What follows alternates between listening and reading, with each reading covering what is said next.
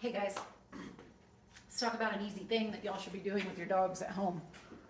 We got Lilo on her bed. We got Beasley, Sirius.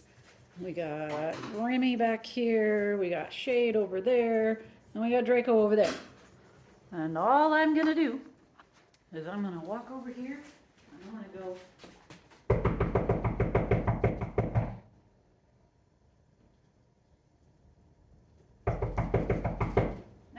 Bed.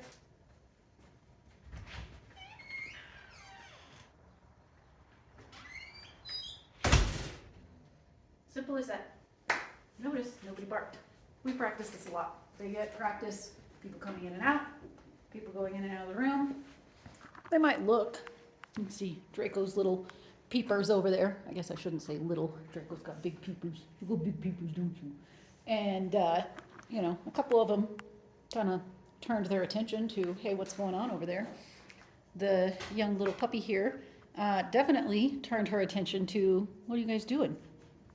But what this does is, there's a joke amongst us dog trainers. We talk about the doorbell or somebody knocking on the door is a far better trainer than any of us humans could ever be. Because 99.99999% of the time, when they hear, it's because someone's at the door. And so when we change that pattern, and we make that knocking sound, or they hear ding dong, nothing happens, then what they're learning is, maybe there's not somebody at the door. But it also gives you an opportunity to practice in a controlled setting. Right now, we're in a controlled setting. Everybody's on their beds, everybody's nice and relaxed, it's quiet. I have leashes on everybody. If somebody were to jump off their bed and go, I have to bark at the door, I could grab their leash and go, nope, that's not what we're doing right now, and take them back to their bed. So what they're learning is, this is not how I'm supposed to behave when somebody knocks on the door. And then we're redirecting to, no, this is the behavior that we want to see.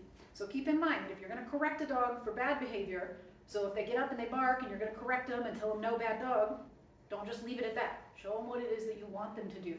Work them through a sit, take them back to their dog bed, work them through, we're gonna hang out over here, and then you don't have to go back and answer the door. If you have kids at home, even better, send them out the back door, have them run around the house and knock on the front door, and then leave. And then what happens is it, again, breaks that pattern. You're not walking over to the door. So now, keep in mind that if your dog is highly reactive to the door, that sometimes we have to break it up even smaller. I actually just did a lesson with a dog that is extremely reactive to the door. And he was on Draco's bed, and just me walking this direction, I would get about right here, and he would start to woof. If that's happening with your dog, then what I want you to do is to walk towards the door, and then go, oh, never mind, I'm not that interested in the door.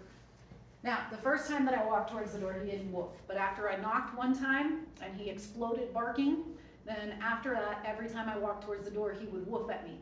So what I was trying to do was walk towards the door, and stop before he woofed, and turn around, and then I could release him, because he was being a good boy, because we caught him before he woofed, so we didn't have to correct.